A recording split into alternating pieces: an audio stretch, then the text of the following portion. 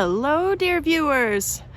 You can see I've got pots of Wintersown seedlings, perennials, whatever, strewn about.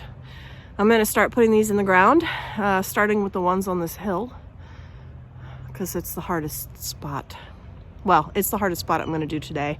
The hill along the street is also kind of tough to plant in, but I don't think I'm doing that today. So we got plants to go in the ground. We got supplies ready to go. Come join me. All right, so you can see my hill. This is a fairly dry, shady area. We do get some rain pooling down in here. And I do throw some water on this occasionally if needed. But things over here have to be able to tolerate dry and shade. So that's what I've got. In this area, I have those wild strawberries, which you can see they don't love it. And I need stuff to hold the soil for one. So I am planting a number of things in here that will help do that. You can see this scented geranium is one that's doing a great job of holding this spot. This is yellow root. It's doing a really good job over here, and it's making itself a nice little colony. Yellow root tends to like a little bit more wet, but doing all right here. I've got some trees and shrubs at the top. And I've planted some smaller things.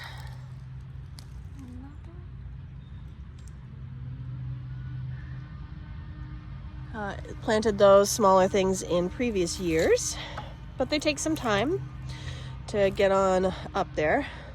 So in this area, I think I want to add some more goldenrods that are perfectly suited for this, and also some Penstemon hirsutus, which will have, its leaves will stay evergreen. So those will do a good job holding the soil and helping out the strawberries to do that.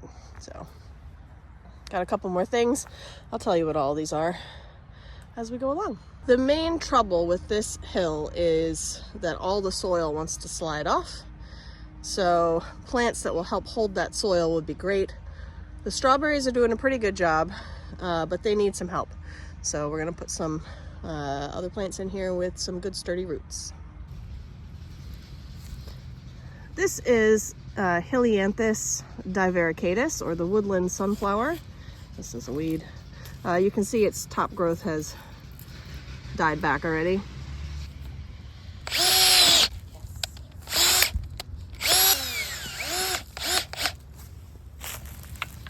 Now these Wintersown plants, I did a poor job of fertilizing them as the summer went on, so I am going to give them some fertilizer. Helianthus divaricatus, woodland sunflower. It is a perennial, likes partial sun and shady areas, medium to dry soils, grows 4 feet tall. It blooms yellow in July, August, and September, especially suitable for dry open woodland or savanna.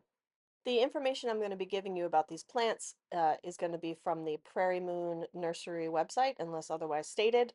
I've also got more detailed information about each of these in my seed haul and seed stash videos. I will link the pertinent videos in the description.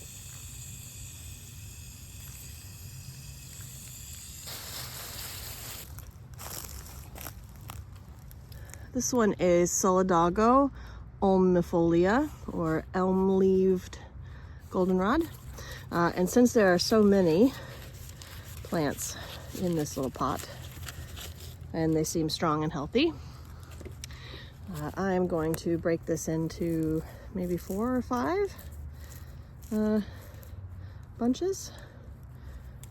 Let's see, where will you break easy? There we go. Right in half. Okay. That's still a lot of seeds, but I'm not going to break it up any smaller than that.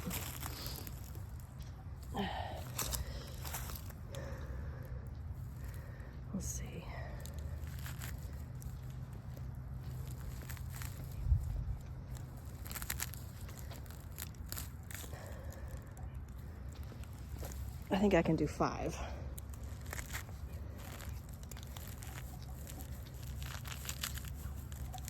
Yes. Good.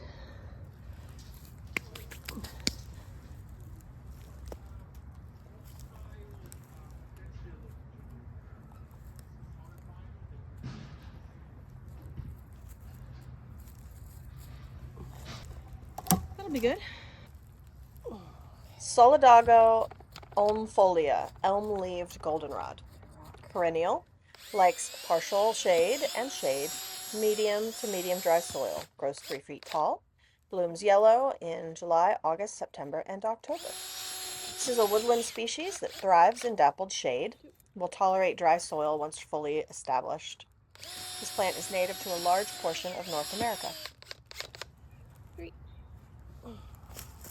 This plant is easily grown from seed and can self-sow. Oh, that's a root. I'll just do that one with a shovel. It also spreads through rhizomes, so colonies often form. For me, this is going to be great for this hillside.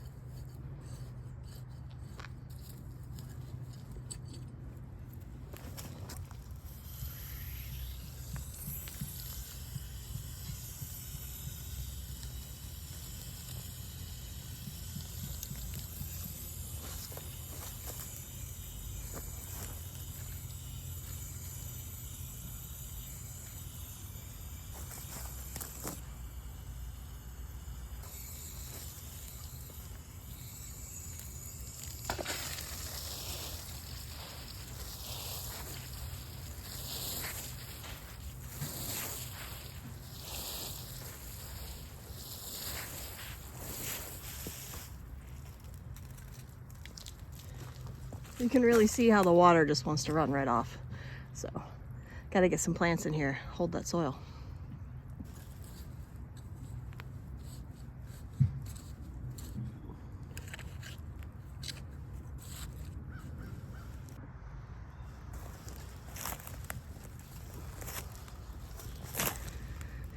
This one is Cryptotania canadensis, or honeywort.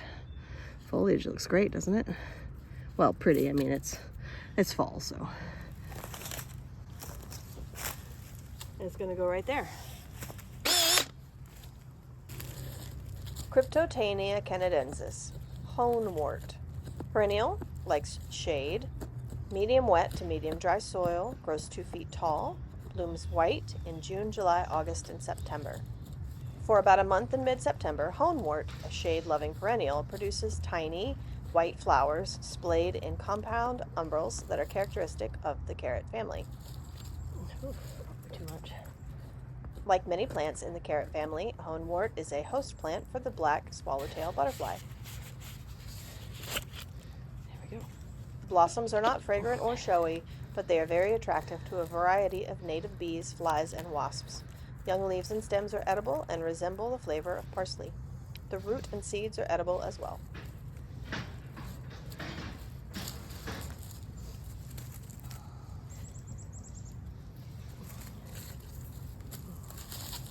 Honewort can be aggressive, but has been reported to outcompete garlic mustard if conditions are right. So, as an aggressive spreader, it will be perfect for my hillside.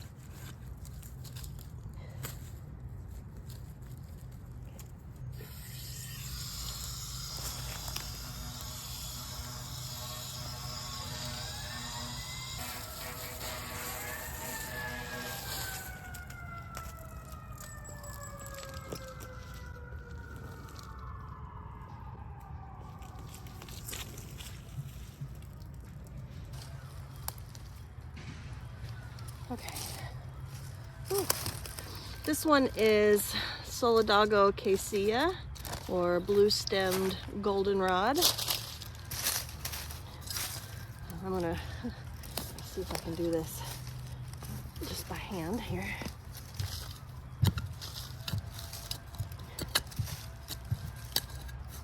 I have to say the soil has really improved over time.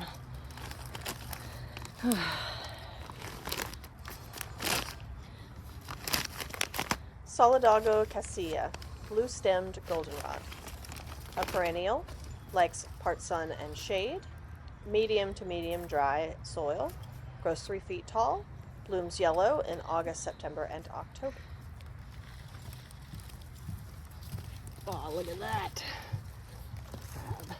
This is a well-behaved woodland species. It forms attractive loose clumps with arching stems and long, thin leaves. Small clusters of bright yellow flowers form in the leaf axis for about half the stem's length.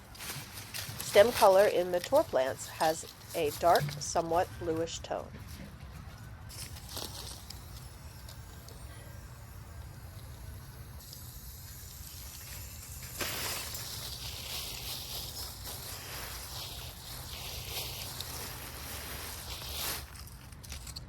Okay, we're going to do these two next. This is Eurybia macrophylla, or big-leafed aster, and this is Penstemon hirsutus that I was referring to earlier.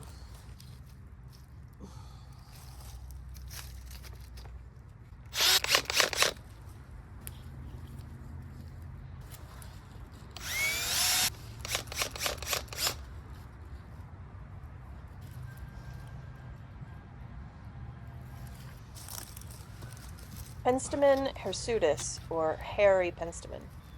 It's a perennial. It likes full sun, part sun, or deep shade. Medium wet to dry soil. Grows 18 inches tall. Blooms purple in May and June. Attracts bumblebees, butterflies, and hummingbirds. I like this one in particular because its leaves are evergreen.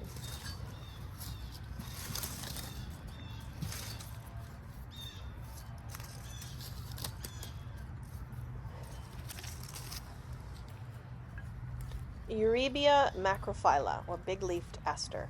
It's a perennial. It likes part sun to shade, medium wet to dry soil, grows about 12 inches tall, blooms white in August, September, and October.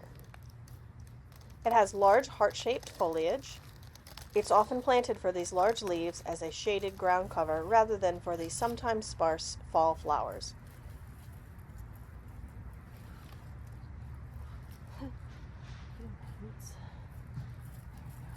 The flowering stems reach 1 to 2 feet in height, topped by blossoms with white-violet rays surrounding a yellow center. It's common to northern woodlands, where it often forms a dense ground cover, spreading by rhizomes. Again, perfect for holding my hillside.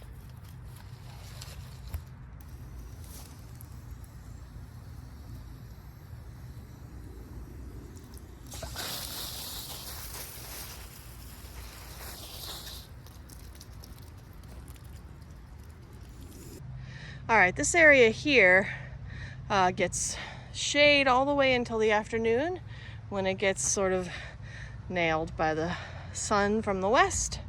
And it tends to be very dry over here. So it needs dry, loving, part shade, part sun plants that can handle the direct sun in the afternoon. Like my lupin, doing a great job. I got some more lupin to put down here. So we'll do this section next. This one is Penstemon pallidus.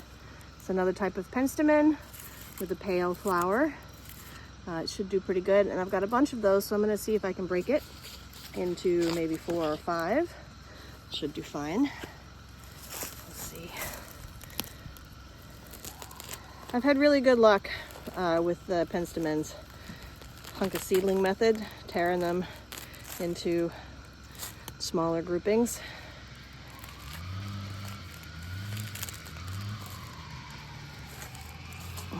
see if I can get 3 here. Noisy today. All right. Wow. All right. So that gives me some good-sized plugs.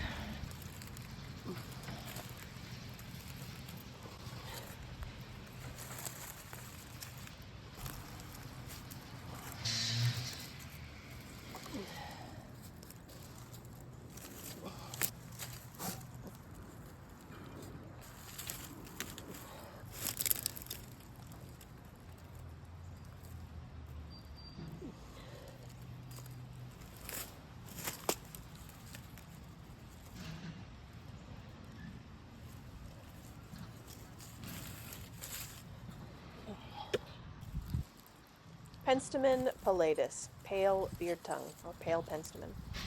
Perennial, likes full sun or part sun. Medium dry to dry soil, grows 12 inches tall, blooms white May, June, and July. Penstemon's tubular flowers are favorites of long-tongued bees such as bumblebees, carpenter bees, and mason bees. Deer and rabbits do not generally show much interest.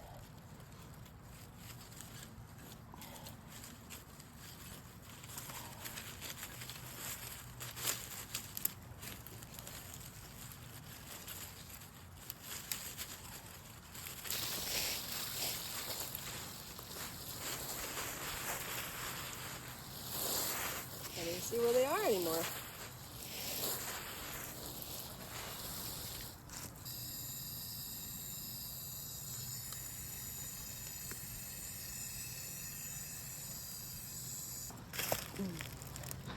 So this is some world milkweed, verticillata, Asclepias verticillata. A couple of other things. I think this is also world milkweed, so I think maybe I'll do both of those first, and then we'll talk about the other two. Asclepias verticillata, or world milkweed, is a perennial, likes full sun or part sun, medium moisture to dry, grows 2 feet tall, blooms white in July, August, and September. The species is rhizomatous and will spread, which is good for my hillside here. Blooms between July and September, which is later than other milkweeds. The nectar of the flowers attracts many kinds of insects, including long-tongued bees, short-tongued bees, wasps, flies, butterflies, skippers, and beetles. Is also a larval host plant for the monarch.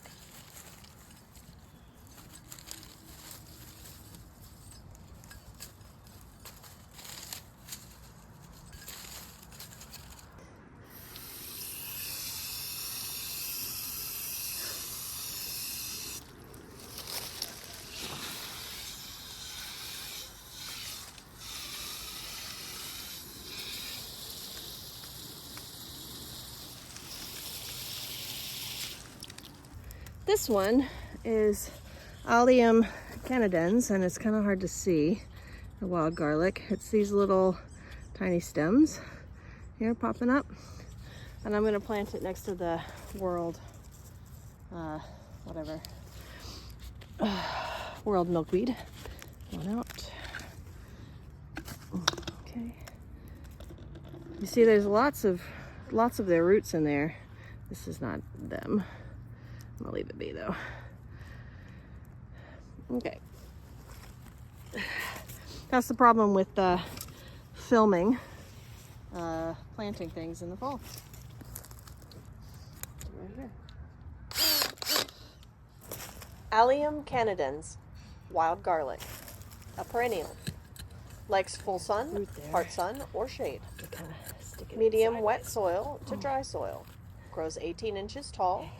Blooms pink in May, June, and July. Attracts hummingbirds, butterflies, and bees. Okay. Shockingly enough, it's in. Okay, I'm just going to break up this moss a little bit. Okay.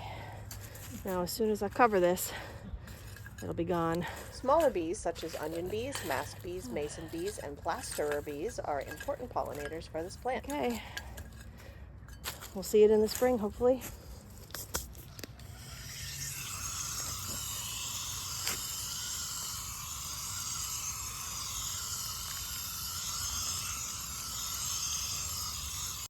Okay, this one is Geranium maculatum. You can't actually see any of the actual geraniums because they're here.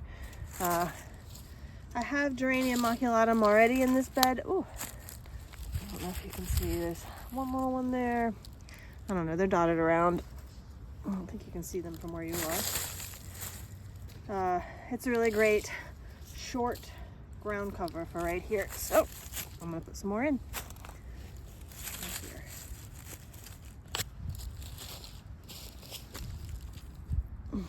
Here, see, there's a leaf. Geranium maculatum, a perennial, will take full, part sun, or shade. Medium to medium dry soil. It's 12 inches tall. Blooms purple April, May, June, and July. There are some other things in here.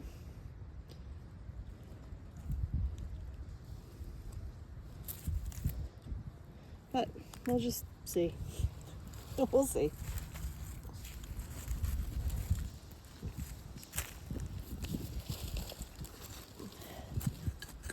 Okay, we got a root over there. I'll situate you in. There we go.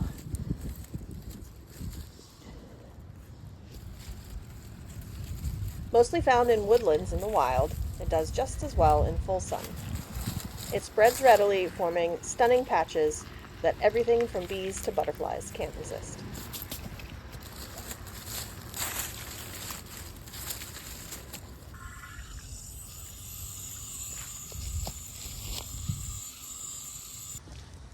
All right, like I said before, this is a lupin, sundial lupin, Lupin perennis.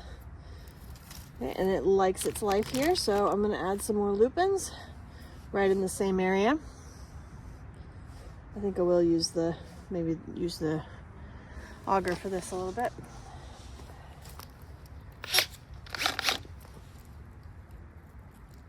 Lupin perennis, the sundial lupin, a perennial, likes full sun and part sun, medium dry to dry soil. Grows 2 feet tall, blooms purple May, June, and July. Lupin requires well-drained soils, but will adapt to most dry soil types. You can find lupin in oak savannas, sand prairies, and pine barrens. This legume is the only host plant for the Carner blue butterfly, an endangered species native to the Great Lakes regions.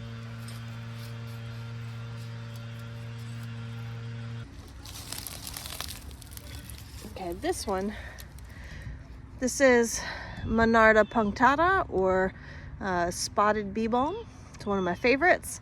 I'm gonna see if I can get it to take in this area here. Monarda punctata, or spotted bee balm. It's a perennial, but a short-lived perennial. I get about 2 to 3 years out of each plant. Oh, come on. There we go. Come on. Come on. It likes full and part sun, medium dry to dry soil. Grows to be about 2 feet in height. Blooms purple July, August, and September. Its blossoms attract honeybees, bumblebees, and many butterflies, including the Carner blue butterfly. Spotted bee balm is one of the host plants for the raspberry pyrosta butterfly. Let's see how many pieces I can get this into. Now, these plants I grew from seed that I saved from my own plants. Very good. 4. Fantastic. 1, 2. Let's do right here. This is absolutely one of my favorite plants. It usually does a pretty good job of reseeding itself around, but I haven't found it to be aggressive at all.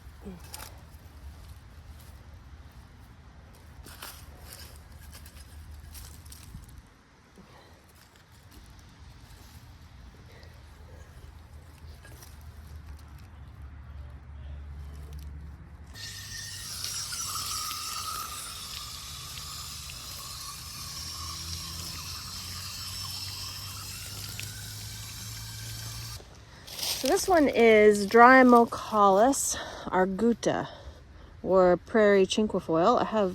I have this down the way. It doesn't look super happy in this container anymore. I am hoping the roots look good. Let's find out. Yep, look pretty good. Since there's so many, I'm gonna see if I can break this. Maybe I can get 3 pieces. Oh yeah. Oh yeah. Yes. All right, that should do. And I'm going to sprinkle those sort of right in here in this corner.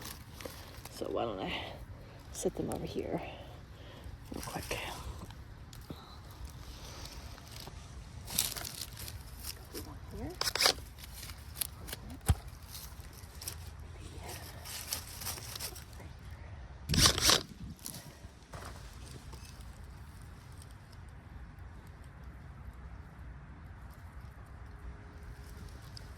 Drymocalis arguta, prairie cinquefoil, or tall cinquefoil.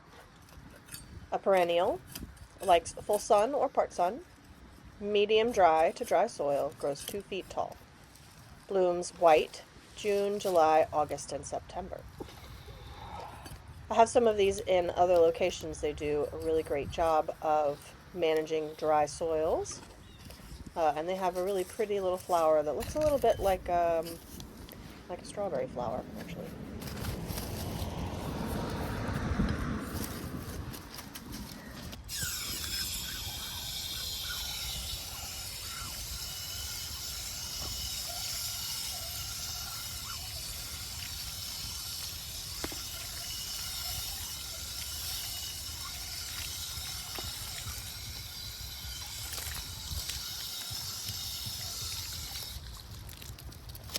Okay, this one is Pseudonophyllum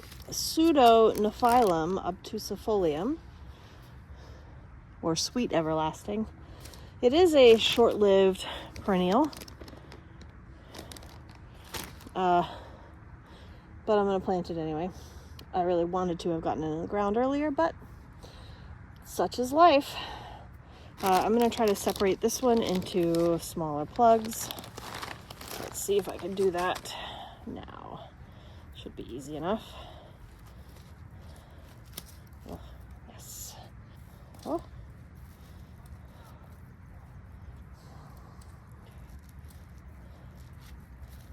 There we go. This way.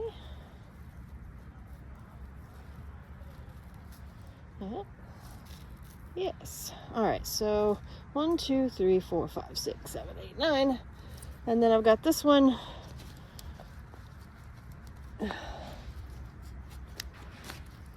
Which is a full plant. I think I'm gonna do this one up here.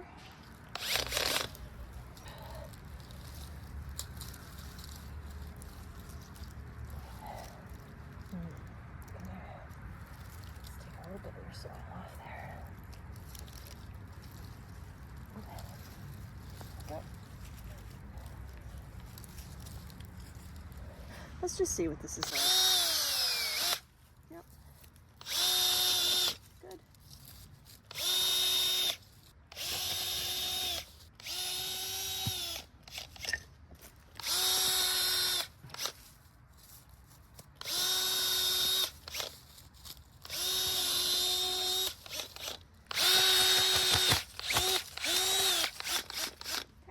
Pseudonophyllum obtusifolium, or sweet everlasting. An annual or biannual. Likes full sun, medium dry to dry soil, grows 2 feet tall, blooms white, July, August, and September.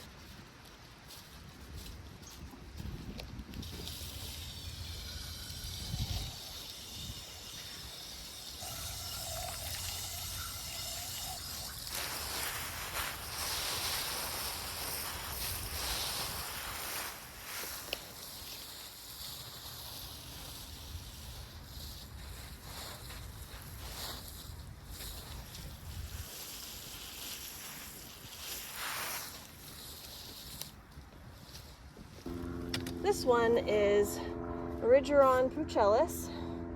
I think I'm put it right in here. Robin's plantain. Okay, right in here will be good. Erigeron pucellus, Robin's plantain. A perennial, likes full sun and part sun. Medium dry to dry soil, grows 12 inches tall, blooms white, May and June.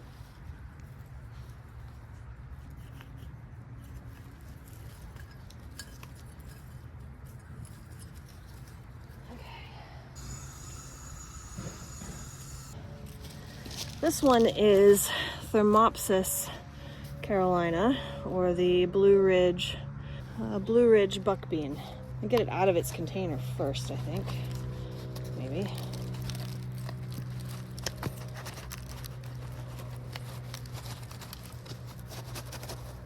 There we go.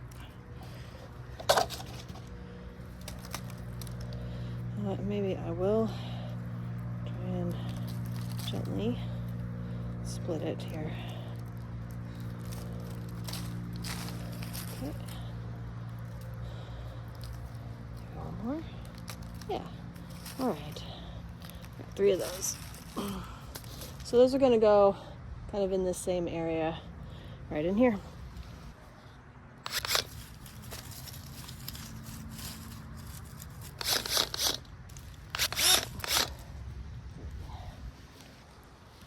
Thermopsis carolina, or Blue Ridge buckbean. A perennial, likes full sun or part sun, medium soils to dry, grows 4 feet tall, blooms yellow in May and June.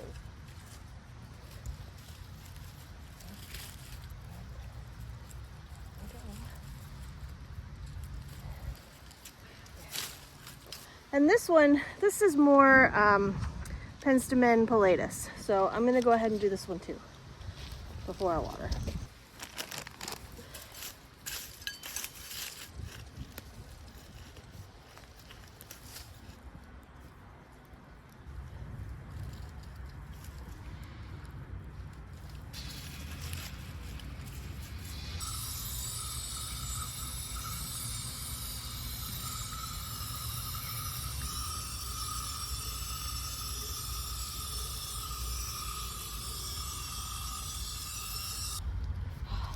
Okay, so what I've got in here is Liatris nova angle, which I think I'm going to do right at the back of this rock, maybe. Train. And this one is Solidago nemoralis, or Old Field goldenrod. And I think I'm going to try to put that one in this area. I'm going to do these both at the same time. Pieces. Okay, let's see if I can get this out of here. There we go. Good. That did okay.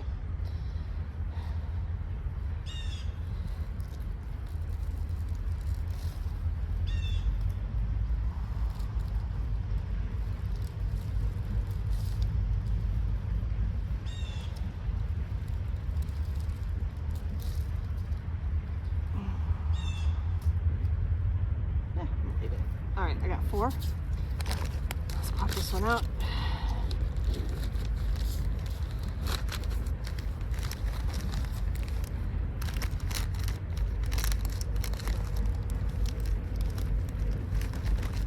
Ah. All right, fragile.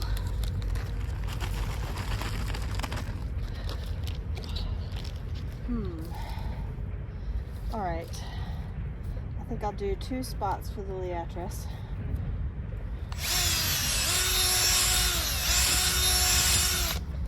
Since it doesn't seem to be minding being split. Got a few too many of these here. Okay. There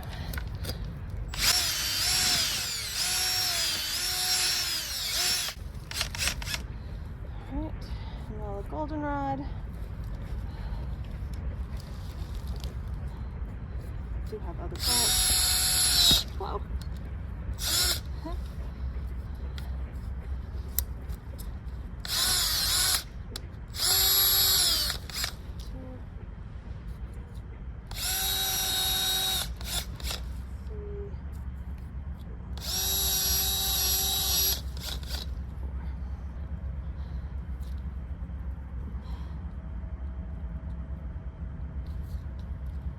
Solidago nemoralis, old field goldenrod. A perennial, likes full sun or part sun, medium dry to dry soil, grows 2 feet tall, blooms yellow in August and September. This is an excellent plant for a difficult spot where little else will grow. It also tends to bloom later in the fall than other goldenrods, which I'll add is excellent for the bees because bees need this protein-rich pollen before they go into winter. Liatris nova Anglais, or New England blazing star. This information is from Native Plant Trust. Perennial, it likes sun and part shade, average to dry soil, grows 3 to 4 feet tall, blooms purple. It attracts butterflies. It's a host plant. It attracts songbirds and bees. It likes dry, sandy, and disturbed soils.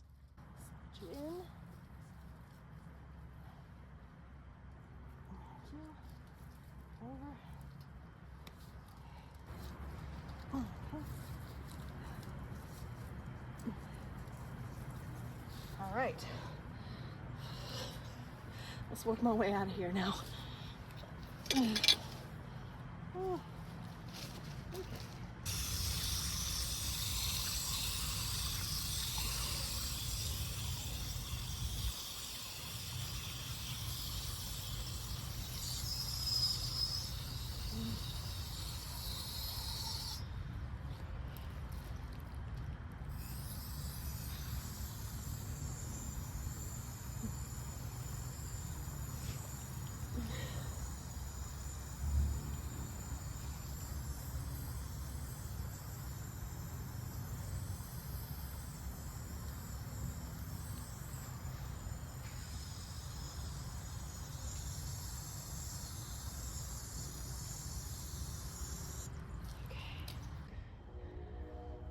All right, let's take a look at a couple of other things that are already planted in here.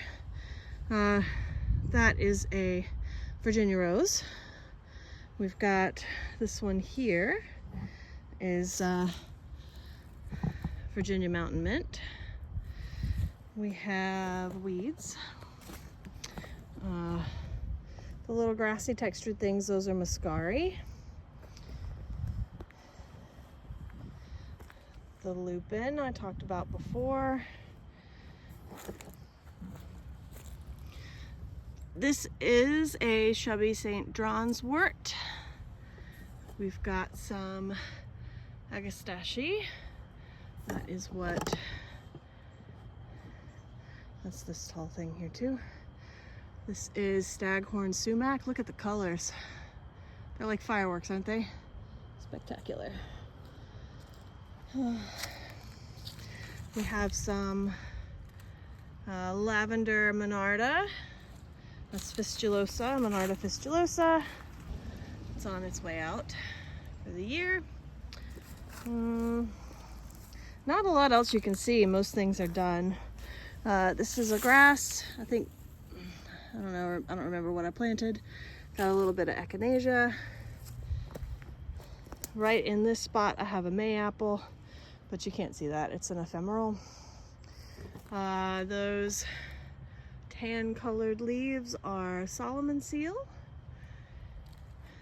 This is a black cherry. I have some ginger. This is European wild ginger. This, I think this was white snake root, if I remember. Scooching up. And this is some goldenrod.